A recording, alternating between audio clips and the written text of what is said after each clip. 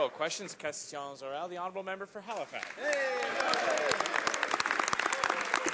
Monsieur le Président, l'intervention militaire de la Russie en Crimée viole la souveraineté et l'intégrité territoriale de l'Ukraine. Cette intervention constitue une violation du droit international et une menace à la stabilité régionale. Le Premier ministre peut-il nous dire quel message le gouvernement du Canada a envoyé au président Poutine et aux autorités russes? Bravo. The Honourable Parliament Secretary, the Minister of Foreign Affairs. Mr. Speaker, our Prime Minister and the Minister of Foreign Affairs have spoken out quite clearly and very strongly. We join our allies in condemning in the strongest terms President Putin's military intervention in Ukraine. Canada's Prime Minister is in close communications with his like-minded counterparts and has held emergency meetings here at home. Canada is actively participating with various multilateral institutions to coordinate the international response. Thank you, Mr. Speaker. The honourable member for Halifax.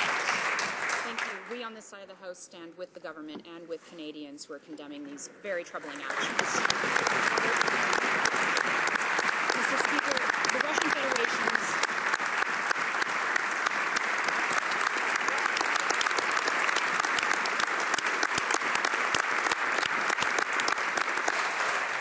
The honourable member for Halifax. Russian Federation's unacceptable and aggressive military intervention in Crimea violates the territorial integrity and sovereignty of Ukraine. It is against international law and it threatens regional stability. So can the government tell us how many Canadian citizens are in Ukraine and Crimea, and what is the government doing to help them? The Honourable Parliament Secretary to the Minister of Foreign Affairs. Mr. Speaker, as in the normal cases, we have contacted all Canadians that are in Ukraine. I will provide the numbers later on to the honourable members, but we are actively asking them to contact our embassies, go on and call our international lines in case they need to tell us about their whereabouts and their well-being.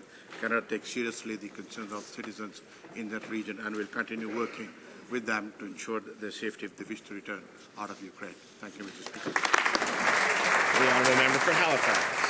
Thank you, Mr. Speaker. Reform Party founder Preston Manning is expressing serious concerns about Conservative changes to the Election Act. He's concerned about the attack on Election Canada's ability to educate and engage voters. Former BC election chief Harry Neufeld, who wrote a report on the problems in the last federal election, he's warning about the potential for increased abuse at polling stations because of changes in this bill. With so many concerns from so many Canadians, will the government now agree to cross-country hearings on this bill? Excellent.